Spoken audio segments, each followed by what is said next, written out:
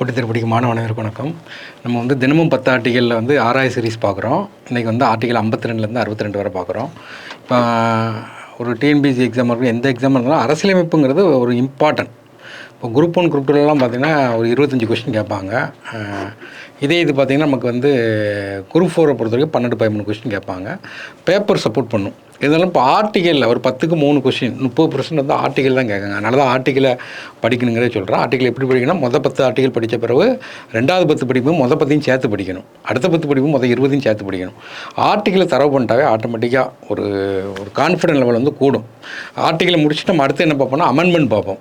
அமெண்ட்மெண்ட்டை முடிச்சுட்டு அடுத்தப்பறம் நம்ம என்ன வருவோம் கேட்டிங்கன்னா முக்கியமான கோர்ட்டுடைய ஆர்டர், ஏன்னா கோர்ட்டுடைய ஜட்ஜ்மெண்ட் சொல்லி பார்ப்போம். அவ்வளோதான் உங்களுக்கு கன்ஃபியூஸ் பண்ணுற மாதிரி இருக்கும். அதை தெளிவு பண்ணி விட்டுடலாம். அதனால் தெளிவாக உட்காந்து படிங்க. ஆஸ் பர் சிலபஸ் எப்பவுமே வயலேட் பண்ணிடாதீங்க. இப்போ நம்ம வந்து தினமும் ஒரு 10 ஆர்டிக்கிளில் பார்த்திங்கன்னா பார்க்குறோம். நம்மளுடைய அரசியலமைப்பு வந்து கான்ஸ்டியூஷன் ஆக்ட் அப்படிம்பாங்க. ஏன்னா கான்ஸ்டியூஷன் ஆக்ட்டுன்னு சொல்லும்போது 1949 தான் சொல்லணும், 1950 சொல்லக்கூடாது. நடைமுறைக்கு வந்தது தான் எனக்குன்னா ஜனவரி 26, 1950 அரசியலமைப்பு தினம்னு சொல்லிட்டு நவம்பர் 26 தான் நம்ம கொண்டாடிட்டு இருக்கோம். அன்னைக்கு நடைமுறைக்கு வரும்போது 395 ஆர்டிக்கல் இருந்துச்சு. இன்றைக்கி 448 ஆர்டிக்கல் இருக்குது. நடைமுறைக்கு வரும்போது 22 பார்ட் இருந்தது, இன்றைக்கி 25 பார்ட் இருக்குது. நடைமுறைக்கு வரும்போது 8 அட்டவணை இருந்துச்சு, இன்றைக்கி 12 அட்டவணை இருக்குது. பாலிட்டியை கொஞ்சம் இன்ட்ரெஸ்ட் எடுத்து படிச்சிங்கன்னா ஈஸியாக இருக்கும். அட்டவணை நம்ம போட்டிருக்கோம், ஷெட்யூல் போட்டிருக்கோம், எல்லாமே போட்டிருக்கோம். திரும்ப உட்காந்து பாருங்கள். பாலிட்டி சப்ஜெக்டில் மட்டும்தான் ஒரு முக்கியமானது இருக்கும். அதாவது ஒரு ஆட்டை படிக்கும்போது ஒரு மைண்டில் படிச்சிருப்போம். ஒரு 10 நாள் கழிச்சு அதே டாபிக் படிக்கும்போது பார்த்திங்கன்னா நம்ம வந்து புதுசாக படிக்கிற மாதிரி புதுசாக ஒரு ஆங்கிளில் படிச்சுட்ருப்போம். அது வந்து பாலிட்டி சப்ஜெக்ட் மட்டும் தான். ஏன்னா கரண்ட் அஃபேர்ஸ் வந்து பயங்கரமாக இன்வால்வ் ஆகக்கூடிய ஒரு சப்ஜெக்ட். அப்போ நமக்கு இன்றைக்கி பார்க்குறது 6வது டே பார்த்துட்ருக்கோம். 6வது டேயில் பார்ட் 5ங்கிறது ஆர்டிக்கல் 52லேருந்து 151 வரை பார்ப்போம். இதில் ஃபஸ்ட்டு வரக்கூடியது யூனியன் எக்ஸிக்யூட்டிவ்னு பார்ப்போம். யூனியன் எக்ஸிக்யூட்டிவில் யாரெல்லாம் பார்ப்போம் கேட்டிங்கன்னா president, vice president, prime minister, council of minister, பிறகு பார்த்திங்கன்னா அட்டார்னி ஜெனரல், இந்த 5 வரையும் பார்ப்போம். ஆக்சுவலாக பார்த்திங்கன்னா இந்த யூனியன் எக்ஸிக்யூட்டிவில் பார்த்திங்கன்னா ஆடிட்டர் ஜெனரல் வரமாட்டார். சிஏஜி அப்படிம்பாங்க, டிஎன்பிஎஸ்சியில் அடிக்கடி கேட்பாங்க. இது ஆர்டிக்கல் 148லேருந்து 151 வரை இருக்கும். இது தனி. யூனியன் எக்ஸிக்யூட்டிவில் மொத்தம் எத்தனை பேர் தான் வருவாங்க கேட்டிங்கன்னா 5 பேர் தான் வருவாங்க. இதை தான் நம்ம பார்க்க போகிறோம். அப்போ பார்ட் 5ங்கிறது மத்திய அரசு ஆர்டிக்கல் 52லேருந்து 151 வரை பார்க்க போகிறோம். இன்றைக்கி எது பார்க்க போகிறோம்னா 52லேருந்து 62 வரை பார்க்க போகிறோம். பிரசிடெண்ட் ஃபுல்லாகவே இன்றைக்கி பார்க்குற ஃபுல்லாகவே பிரசிடெண்ட் தான். அப்போ எடுத்த ஆர்டிக்கலே 52 பிரசிடெண்ட் தான். அப்போ வந்து 52 there shall be president of India. அதனால் மொதல் ஆர்டிக்கல், இந்த பகுதியில் மொதல் ஆர்டிக்கல் பிரசிடெண்ட்டை தான் சொல்கிறாங்க. பிரசிடெண்ட்னா யாருங்கன்னா ஒரு நாட்டுடைய தலைவர். ஆனால் நம்ம நாட்டை பொறுத்த வரைக்கும் பேரளவு தலைவர், அதாவது நாமினல் எக்ஸிக்யூட்டிவ் அப்படிம்பாங்க. நாமினல் எக்ஸிக்யூட்டிவ்பாங்க. கிட்டத்தட்ட பார்த்திங்கன்னா ஒரு ரப்பர் ஸ்டாம்ப் அப்படிம்பாங்க. ரப்பர் ஸ்டாம்ப்னா என்னென்னா அமைச்சரவை சொல்கிறத அவங்க அப்படியே கேட்டாகணும். இப்போ இந்த 52வது இப்போ சென்ட்ரல் கவர்மெண்ட் ஆரம்பிக்கிறதே மொதல் ஆர்டிக்கல் என்ன ஆரம்பிக்குன்னு கேட்டிங்கன்னா பிரசிடெண்ட். அப்போ 52வது ஆர்டிக்கல் மொதல் ஆர்டிக்கல் தட் இஸ் நமக்கு என்ன கேட்டிங்கன்னா பிரசிடெண்ட். 53ல் என்ன சொல்கிறாங்கன்னா பவர், எக்ஸிக்யூட்டிவ் பவர்பாங்க. நம்ம ஒரு பவரை மட்டும் நோட் பண்ணிக்கணும். ஒவ்வொரு வார்த்தை தான் படிக்கணும். அங்கே பிரசிடெண்ட் 52ங்கிற ஆர்டிக்கல் பிரசிடெண்ட்டு, இங்கே பவர்னு சொல்லும்போது நமக்கு என்ன கேட்டிங்கன்னா நார்மலாக அவருக்கு பவர் என்ன இருக்குன்னு கேட்டிங்கன்னா சீஃப் கமாண்டர் இன் ஆஃபீஸ் அப்படிம்பாங்க. முப்படை தளபதி. அதான் இதில் இந்த 3 படைகளையும் கூப்பிட்டு பிரசிடெண்ட்டு கொடுக்குற மாதிரி படம். அப்புறம் பார்த்திங்கன்னா யூனியன் டெரிட்டரிக்கெலாம் அவர் தான் ஹெட்டு. அப்புறம் வந்து பிரசிடெண்ட் தான் என்ன செய்வாங்கன்னா யாரை அப்பாயின்மெண்ட் பண்ணுறதுக்கு பதவி பிரமாணம் பண்ணி வைப்பாங்க. மினிஸ்டர் எல்லாத்துக்குமே அப்பாயின்மெண்ட் பண்ணுறது அவங்க தான். ஏன்னா அப்போ இதெல்லாம் அவருக்கு பவர். நம்ம இந்த இடத்துல வந்து ஷார்ட்கட்டாக தான் பார்க்குறோம். அப்போ இதில் என்ன ஞாபகம் வைக்கிறீங்கன்னா ஆர்டிக்கலை ஞாபகம் வைக்கிறோம், நியூமரிக்கலாக ஞாபகம் வைக்கிறோம். 53வது ஆர்டிக்கல் பவர் அப்படிங்காங்க. 53னா முப்படை தளபதி அப்படின்னு வச்சுக்கிடணும். முப்படை 3 படைக்கும் அவர் தான் தலைவர். அவர் சொன்னால் தான் வாரே நிற்பாங்க. அப்போ முப்படைங்கிறத நம்ம என்ன சொல்லணும்னா ஆர்மி, நேவி, ஏர். இப்போ ஷார்ட்கட்டு தான் பார்த்துட்டு இருக்கிறது. லாஜிக்காக நீங்கள் யோசிச்சுட்டு இருக்கக்கூடாது. ஏன்னா அப்போ லெஜிஸ்லேட்டிவ் பவர், ஜுடிஷியரி பவர்னு பார்ப்போம். அப்படி இந்த இடத்துல பார்க்கக்கூடாது. இந்த இடத்துல முப்படை தளபதி 53ங்கிறது முப்படை தளபதி டைட்டிலர் கெட்டு. ஏன்னா அப்போ வந்து முப்படை தளபதிங்கிறது 3 படம் இருக்குது, ஆர்மி, நேவி, ஏர். அப்போ வந்து 53ங்கிறது பவரை நான் வச்சுக்கிடுவோம். நெக்ஸ்ட்டு பார்த்தீங்கன்னா 54. இங்கே நம்ம டீட்டெயிலாக நடத்திங்கன்னா இன்னும் யூடியூப்பில் போட்டிருப்பாங்க, நீங்கள் பாருங்கள். 54 என்ன சொல்லுவாங்கன்னா எலெக்ஷன் ஆஃப் பிரசிடெண்ட். அப்போ இந்த இடத்துல கீவேர்டு என்ன எலெக்ஷன். அப்போ எலெக்ஷன் சொல்லி பார்க்கும்போது பிரசிடெண்ட் எலெக்ஷன் எப்படின்னா நோ டைரக்ட் எலெக்ஷன். ஏன்னா நம்ம இன்டைரக்ட் எலெக்ஷன். நம்ம ஓட்டு போட்டால் டைரக்ட் எலெக்ஷன். நம்ம யாருக்கு ஓட்டு போடுவோம்? எம்எல்ஏக்கு ஓட்டு போடுவோம், லோக்சபா எம்பிக்கு ஓட்டு போடுவோம், லோக்கல் பாடிக்கு ஓட்டு போடுவோம். நம்ம ஓட்டு போட எல்லாமே இன்டைரக்ட் எலெக்ஷன் தான். அதுக்கப்புறம் பார்த்திங்கன்னா ப்ரொபோஷனல் ரெப்ரசன்டேஷன். கண்டிப்பாக 50% ஓட்டு எடுக்கணும், கண்டிப்பாக எடுக்கணும். ஏன்னா அப்போ அதுக்கப்புறம் என்ன, single transfer vote, British method. ஏன்னா சிங்கிள் டிரான்ஸ்ஃபர் ஓட்டில் அதாவது எத்தனை பேர் ஓட்டு போட்டாலும் 50% எடுத்தால் தான் அவங்க என்னது வின்னிங் கேண்டிடேட் நம்ம பார்ப்போம். அப்புறம் சீக்ரெட், ரகசிய பேலட்டு. அப்போ இந்த இதுதான் அவருக்கு எலெக்ஷன். அப்போ எலெக்ஷனை பொறுத்த வரைக்கும் பார்த்தீங்கன்னா யாரெல்லாம் ஓட்டு போடுறா அப்படின்னு பார்க்கும்போது நோ டைரக்ட் எலெக்ஷன். ஏன்னா லோக்சபா எம்பி ஓட்டு போடுவாங்க, எலெக்டட் எம்பி ஓட்டு போடுவாங்க, ராஜ்யசபா எலெக்டட் எம்பி ஓட்டு போடுவாங்க, எலெக்டட் எம்எல்ஏ ஓட்டு போடுவாங்க. அது ரெண்டாக பார்க்கலாம். இப்போ நம்ம இந்த இடத்துல ஷார்ட்கட் என்ன பார்க்கணும்னா 54. இப்போ 5ங்கிறது பிரசிடென்ட் தான் வச்சுருக்கோம். 5ங்கிற சீரீஸ் ஃபுல்லாகவே பிரசிடென்ட் தான் வருது. 6ங்கிற சீரீஸ் ஃபுல்லாகவே நமக்கு வைஸ் பிரசிடென்ட் போகும். அப்போ 5ங்கிற இடத்துல பார்த்தீங்கன்னா அப்போ 5 நாம் வச்சுக்கிட்டா 54. 4ங்கிறது 4 பக்கமும் எலெக்ஷன் நடக்குது. இந்தியா முழுவதும் எலெக்ஷன் நடக்குது. இந்தியா முழுவதும் உள்ள லோக்சபா எம்பி ஓட்டு போடுறாங்க. ஏன்னா இந்தியா லோக்சபா எம்பி எல்லா இடத்துலையும் இருப்பாங்க, ராஜ்யசபா எம்பி எல்லா இடத்துலையும் இருக்க மாட்டாங்க. இப்போ லோக்சபா எம்பியை மட்டும் மீன் பண்ணிவிடுங்க. இந்தியா முழுவதும் உள்ள லோக்சபா எம்பி ஓட்டு போடுறாங்க. அப்போ இந்தியா முழுவதும் சொல்லும்போது இந்தியாவுடைய மேப் எடுத்து டைரக்ஷன் கொடுக்குறோம். நார்த்தில் உள்ளவங்களும் ஓட்டு போடுறாங்க, சவுத்தில் உள்ளவங்களும் ஓட்டு போடுறாங்க, ஈஸ்ட்டில் உள்ளவங்களும் ஓட்டு போடுறாங்க, வெஸ்ட்டில் உள்ளவங்க, இந்தியா முழுவதும் 4 டைரக்ஷன், 4 பக்கமும் எலெக்ஷன் நடக்குது. அப்போ 54ங்கிறது 4 பக்கமும் எலெக்ஷன். அப்போ 54ங்கிறது எலெக்ஷன் அப்படின்னு சொல்லி நான் வச்சுக்கிடுங்க. அடுத்து 55 மேனர் ஆஃப் எலெக்ஷன். அந்த மேனருங்கிற வார்த்தையை பிடிச்சிக்கிடணும். மேனர் தேர்தல் முறை. அப்போ தேர்தல் முறைங்கிறது யார் இவங்களுக்கு ஓட்டு போடுவா? அப்போ இதுக்கு ஒரு எலக்ட்ரல் காலேஜ் அப்படிம்பாங்க, எலக்ட்ரல் காலேஜ் அப்படிம்பாங்க, எலக்ட்ரல் காலேஜ் கன்சிஸ்ட் ஆஃப் அப்படிம்பாங்க. எலக்ட்ரல் காலேஜ்னால் யார் ஓட்டு போடுவான்னா elected Lok Sabha MP, elected Rajya Sabha MP, elected MLA ஓட்டு போடுவாங்க. அப்போ அதை தான் கொடுக்குறோம். பார்லிமெண்ட் படத்தை கொடுத்துட்டு அதில் உள்ள எலெக்டட் மெம்பர் தான் ஓட்டு போடுறாங்க. அப்போது பார்த்திங்கன்னா சட்டப்பேரவை என்ன எலெக்டட் எம்எல்ஏ ஓட்டு போடுறாங்க. இந்த எம்பி ஓட்டு போடுறதுக்கு பார்த்திங்கன்னா க்ரீன் கலரை காட்டுவாங்க. இதே பிங்க் கலர் பார்த்திங்கன்னா எம்எல்ஏ ஓட்டு போடுவாங்க. அப்போ எலெக்டட் எம்பி இப்போ க்ரீனு, எலெக்டட் எம்எல்ஏ என்னது பிங்க் கலர். இப்போ இது நம்ம மேனர் ஆஃப் எலெக்ஷனில் யார் ஓட்டு போடுறான்னு பார்த்துட்டோம். ஆக்சுவலாக பார்த்தா இந்த இடத்துல நம்ம ஒரு கீவேர்டு லாஜிக் பார்க்கக்கூடாது, கீவேர்டை மட்டும் பார்க்குறோம். இதில் ஆக்சுவலாக பிரசிடென்ட் எலெக்ஷனுக்கு பிரசிடென்ட் எலெக்ஷனுக்கு போட்டி போடணும்னா 50 பேர் முன்மொழியணும். எலெக்டட் எம்பி அல்லது எலெக்டட் எம்எல்ஏ மொத்தத்தில் 50 பேர் முன்மொழியணும். 50 பேர் அதை வழிமொழியணும். ஏன்னா ப்ரொப்போஸ் பண்ணணும், 50 பேர் ப்ரொப்போஸ் பண்ணணும், 50 பேர் அக்செப்ட் பண்ணணும். அப்போ 50-50. இந்த 50-50ல் 5 எடுத்துட்டிங்கன்னா 55 மேனர் ஆஃப் எலெக்ஷன். ஆக்சுவலாக குவாலிஃபிகேஷனில் தான் இது வரும். ஆனால் நம்ம இந்த இடத்துல எடுத்து வச்சுக்கிறோம் மேனர் ஆஃப் எலெக்ஷன். இப்போ மேனருங்கிற இடத்துல அதாவது தேர்தல் முறையில் 50 பேர் முன்மொழியணும், 50 பேர் வழிமொழியணும். 54 எலெக்ஷன், 4 பக்கமும் எலெக்ஷன் நடக்கணும். தேர்தல் முறையில் 50 பேர் முன்மொழியணும், 50 பேர் வழிமொழியணும், 5 55 சொல்லி நான் வச்சுக்கிறோம்.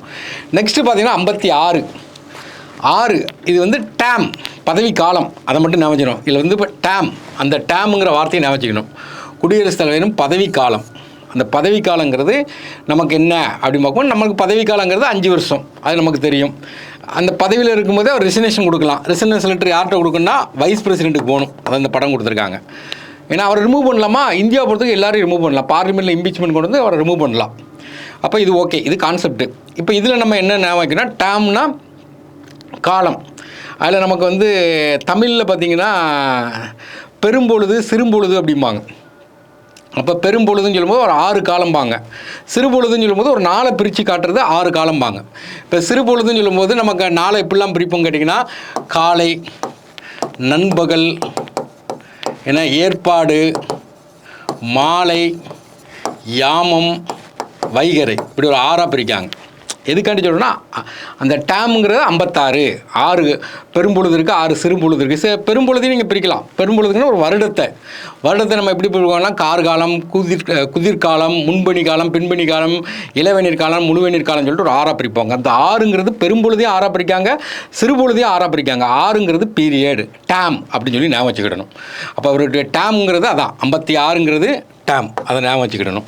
57ங்கிறது ஆக்சுவலாக பார்த்தீங்கன்னா ரீஎலெக்ஷன். இப்போ அமெரிக்காவில் பார்த்தீங்கன்னா ஒரு பிரசிடென்ட் 2 தடவை தான் போட்டி போட முடியும். அமெரிக்கா ஃப்ளாக்கை கொடுத்துருக்காங்க. இந்தியாவை பொறுத்த வரைக்கும் எத்தனை தடவை வேணாலும் போட்டி போடலாம். ஆனால் இது வரைக்கும் அதிகபட்சம் 2 பேர் தான் போட்டி போட்டிருக்காங்க. அப்போ இந்த இடத்த நம்ம எப்படி வைக்கணும் கேட்டால் 57 5ங்கிறது எல்லாமே பிரசிடென்ட் சீரிஸு, 7 மட்டும் இப்படி ஞாபகம் வச்சுட்டு அதில் வந்து சும்மா ஒரு 6 மாதிரி நீங்கள் தூக்கி எடுத்துக்கலாம். அதுதான் இதில் கொடுத்துருக்காங்க, 6 அப்படின்னு கொடுத்துருக்காங்க. 6ங்கிறது ரீங்கிற ஒரு பாயிண்டில் எடுத்துக்கலாம். அப்போ 7 இப்படி எழுதிட்டு அதில் வந்து நம்ம இப்படி ஒரு 6 இப்படி சேர்த்துட்டோன்னா அது என்னதாயிரும், ரீஎலெக்ஷன் அப்படிங்கிறது ஞாபகம் வச்சுக்கலாம். இல்லை தமிழில் படிக்கிறவங்களுக்கு என்னன்னு கேட்டிங்கன்னா அஞ்சேல் அப்படின்னு சொல்லிட்டு அப்படி ஞாபகம் வைக்கணும். அஞ்சேல், அஞ்சேலுங்கிறது என்னன்னு கேட்டிங்கன்னா மறுதேர்தல் வரைக்கும் நான் அஞ்ச மாட்டேன் அப்படிங்கிறதுக்கு அஞ்சேல். என்ன ரீஎலெக்ஷனுங்கிறது மறுதேர்தல், அஞ்ச மாட்டேங்கிறதுக்கு அஞ்சேல் அப்படிங்காங்க. 5 7 57, 5 7 57. அப்போ ஞாபகம் வச்சுக்கிறோம். அடுத்து 58 குவாலிஃபிகேஷன், தகுதிகள். அப்போ தகுதினா குடியரசுத் தலைவருக்கு என்ன தகுதி இருக்கணும், சிட்டிசன் ஆஃப் இந்தியா இருக்கணும். அடுத்து பார்த்தீங்கன்னா 35 இயர்ஸ் கம்ப்ளீட்டாக இருக்கணும். லோக்சபா எம்பிக்குரிய தகுதி இருக்கும். இது கான்செப்ட். இந்த இடத்துல நம்ம என்னன்னா 58 8 ஞாபகம் வச்சுருங்க. எட்டாத தகுதி, இப்போ நமக்கு வந்து 35 வயசு இருக்கும். அடுத்து பார்த்திங்கன்னா லோக்சபா எம்பிக்கு ஒரு தகுதி இருக்கும். அடுத்து பார்த்திங்கன்னா சிட்டிசன் ஆஃப் இந்தியா தான். நம்மலாம் பிரசிடெண்ட்டுக்கு தகுதி தான், இருந்தாலும் நமக்கு வந்து அதை பிரசிடெண்ட் ஆக முடியுமா, அது ஒரு எட்டாத தகுதி தானே. அப்போ நம்ம வந்து 58 எட்டாத தகுதி ஞாபகம் வச்சுக்கோங்க. எட்டாத நமக்கெல்லாம் ஒரு சாதாரண ஒரு சாமானியனுக்கு பிரசிடெண்ட்டுங்கிறது ஒரு எட்டாத தகுதி. அப்போ 58ங்கிறது எட்டாத தகுதின்னு சொல்லி ஞாபகம் வச்சுக்கிட்டேங்க. 59C 49Oங்கிற மாதிரி நோட்டால் 49O படிப்போம். 59C சி ஃபார் கண்டிஷன் சொல்லி படிச்சுக்கலாம். அப்போ கண்டிஷன் ஏன்னா குடியரசுத் தலைவர் பதவிக்குரிய நிபந்தனைகள்னால் என்னன்னு கேட்டிங்கன்னா அவர் ஒரு எம்பியோ எம்எல்ஏவாக இருக்கக்கூடாது, நோ ஆஃபீஸ் ஆஃப் ப்ராஃபிட் இருக்கக்கூடாது, அவருக்கு 5 லட்சம் தான் சம்பளம், அவர் மேலே கிரிமினல் ப்ரொசீஜர் போட முடியாது, சிவில் ப்ரொசீஜர் போடலாம். அப்போ சில கண்டிஷன் இருக்குது. அந்த கண்டிஷனை சொல்கிறது தான் நமக்கு என்னன்னு கேட்டிங்கன்னா 59C. இதை கூட நம்ம ஞாபகம் வச்சுக்கலாம். இப்போ கண்டிஷன் நிபந்தனைகளை ஃபாலோ பண்ணலன்னா அவனுக்கு ஃபைன் போடுவாங்க. நிபந்தனைகள் ஃபாலோ பண்ணலன்னா ஃபைன் போடுவாங்க. 5 ஃபைன் அப்படின்னு வச்சுக்கோங்க. 5 ஃபைன். அப்போ 59 வந்து ஃபைன் போடுறாங்க. எதுக்கு ஃபைன் போடுறாங்க, கண்டிஷனை ஃபாலோ பண்ணலன்னா ஃபைன் போடுவாங்க. அப்போ கண்டிஷனுங்கிற ஒரு வார்த்தை வருது இல்லை, கண்டிஷனுங்க 59C. அடுத்தது 60 நமக்கு டேரெக்டாகவே வந்துடுது. 60 6 0. இந்த 0வை ஓத் அப்படின்னு சொல்லி வச்சுக்கணும். இப்போ ஓத்துனா பதவி பிரமாணம் பண்ணி வைக்கிறது. குடியரசுத் தலைவருக்கு யார் பதவி பிரமாணம் பண்ணிக்கார், இதான் நம்மளுடைய குடியரசுத் தலைவர். இவங்களுக்கு பதவி பிரமாணம் பண்ணி வைக்கிறது யாருன்னு கேட்டிங்கன்னா சுப்ரீம் கோர்ட்டுடைய தலைமை நீதிபதி பதவி பிரமாணம் பண்ணி வைக்காங்க. இப்போ பதவி பிரமாணம் யார் பண்ணிக்காங்கன்னா 60. அப்போ 60ல் ஓருக்கு OATH ஓத் அப்படிங்கலாம். இதுவுமே ஈஸியான ஆர்டிகல் தான். 61 61ல் 1 இருக்குது பார்த்தீங்களா, அது ஐன்னு எடுத்துக்கிடணும், இம்பீச்மெண்ட். அப்போ பிரசிடெண்ட் மேலே இம்பீச்மெண்ட், பிரசிடெண்ட்டை ரிமூவ் பண்ணணும்னா அவர் மேலே இம்பீச்மெண்ட் பண்ணணும். இம்பீச்மெண்ட் எங்கே பண்ணணும், பார்லிமெண்ட்டில் தான் பண்ணணும். பார்லிமெண்ட்டில் எங்கே பண்ணலாம், லோக்சபாலையும் பண்ணலாம், ராஜ்யசபாலையும் பண்ணலாம். சும்மா எடுத்தோன்னே பண்ண முடியுமா, பண்ண முடியாது. 1/4 MP சப்போர்ட் பண்ணணும். அப்புறம் ஸ்பீக்கர் அக்செப்ட் பண்ணணும். 3 மெம்பர் கமிட்டி ஃபார்ம் பண்ணுவாங்க. அப்புறம் 2/3 மெஜாரிட்டியில் பாஸ் பண்ணால் தான் ரிமூவ் பண்ண முடியும். இது வரைக்கும் இந்தியாவில் அப்படி யாரையும் ரிமூவ் பண்ணல. அப்போ வந்து அந்த 61ல் 1 வந்து நம்ம என்னென்னா ஐன்னு எடுத்துக்கிறோம், இம்பீச்மெண்ட். அப்போ இதெல்லாம் நீங்கள் ஞாபகம் வச்சுக்கலாம், கொஞ்சம் ஈஸியாக ஞாபகம் வச்சுக்கலாம். அப்போ இதில் யார் பார்ட்டிசிபேட் பண்ணுவா, எலெக்டடுக்கு elected Lok Sabha MP, elected Rajya Sabha MP, elected MLA ஓட்டு போட்டாங்க. இங்கே பார்த்தீங்கன்னா போத் ஹவுசஸ் ஆஃப் பார்லிமெண்ட் அவங்க தான் ஓட்டு போடுவாங்க. நாமினேட்டட் எம்பியும் ஓட்டு போடுவாங்க ரிமூவ் பண்ணுறதுக்கு. எம்எல்ஏக்கு ஓட்டு கிடையாது. அடுத்து 62 என்னங்கன்னா வேக்கன்சி. அவர் பதவி எப்போல்லாம் வேக்கன்சி ஆகுது 62 அப்படி பார்த்தீங்கன்னா ஒரு 5 வருஷம் டேம் ஆனால் ஆட்டோமேட்டிக்காக வேக்கண்ட் ஆகிடுது. ரிசைன் பண்ணால் வேக்கண்ட் ஆகிடுது. ஏன்னா அப்போ வந்து ஒரு இறந்துட்டாலும் வேக்கண்ட் ஆகிரும். இதெல்லாம் வேக்கண்ட்டு காரணங்கள். அப்போ வேக்கண்ட் ஆகும்போது யார் வருவா, வைஸ் பிரசிடெண்ட் வந்து பிரசிடெண்ட்டாக ஆக்ட் பண்ணலாம்.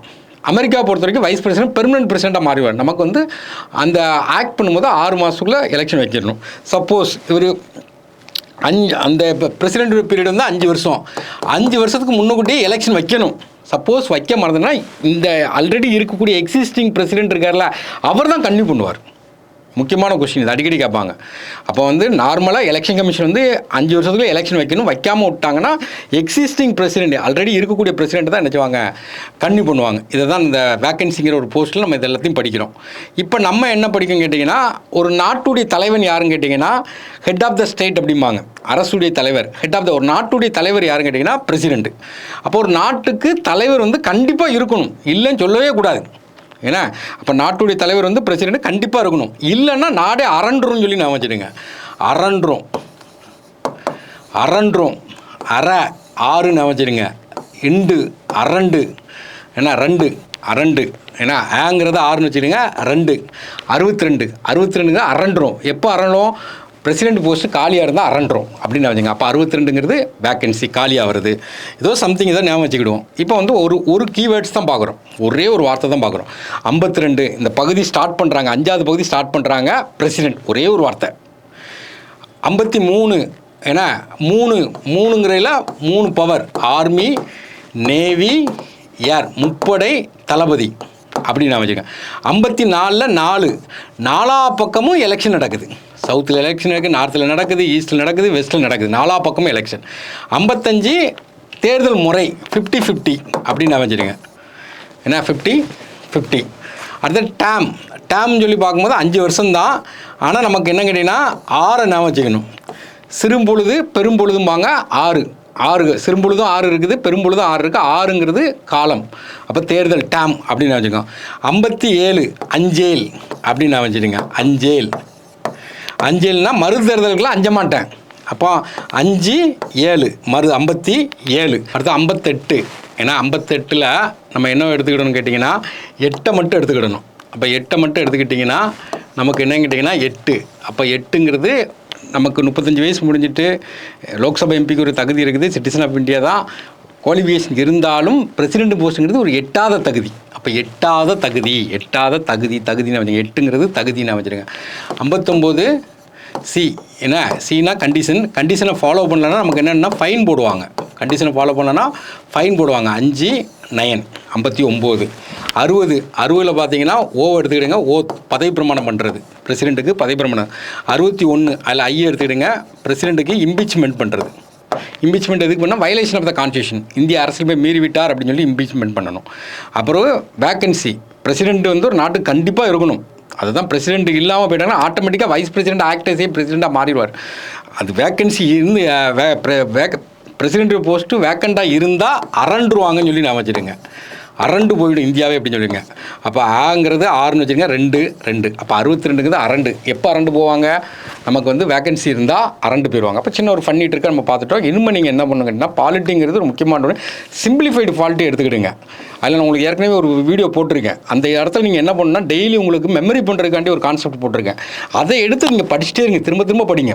இது ஆட்டோமேட்டிக்காக இருக்கும். எப்போவுமே நம்ம பேஸ் ஸ்ட்ராங்காக இருந்து வச்சிங்களா, கொஷின் எப்படி சுற்றி போட்டாலும் 6 அடிச்சிடலாம். அதனால் நீங்கள் இந்த சிம்பிளிஃபைடு நல்லா பாருங்கள். A3 புக்கை நல்லா ஃபாலோ பண்ணுங்கள். அது அடிக்க புக்கு கிடையாது. A3 புக்கை நல்லா 1 by 1 ஃபாலோ பண்ணுங்கள். தமிழ் மீடியாக்காரங்க இங்கிலீஷ்லையும் பாருங்கள், இங்கிலீஷ் மீடியாக்காரங்க தமிழ்லையும் பாருங்கள். நம்ம பைலிங்கல் இருக்கும் அந்த மெட்டீரியல், நீங்கள் கரெக்டாக பார்க்கணும். ஏன்னா இந்த இது வந்து கான்ஸ்டியூஷனுங்கிறது நீங்கள் படிக்கிறது ஒரு ஆக்ட்டுக்கு வந்து தமிழ் வார்த்தையை விட இங்கிலீஷ் வார்த்தை தான் கரெக்டாக இருக்கும். ஏன்னா அதில் இங்கிலீஷ் வார்த்தை எப்படி கொடுக்காங்கன்னு சொல்லி பார்க்கணும். தமிழில் படிக்கிறவங்க தமிழையே நம்பிட்டு இருக்கக்கூடாது. ஏன்னா தமிழில் வந்து சின்ன மிஸ்டேக் இருக்கும். சில புக்கிலலாம் பார்த்தீங்கன்னா சில மிஸ்டேக் இருக்கும். ஆக்சுவலாக பார்த்தீங்கன்னா அவசர நிலை அப்படிம்பாங்க. ஆக்சுவலாக அவசர நிலை இந்தியாவில் பார்த்தீங்கன்னா 352, 356, 360 3 ஆர்டிகிள் வரும்.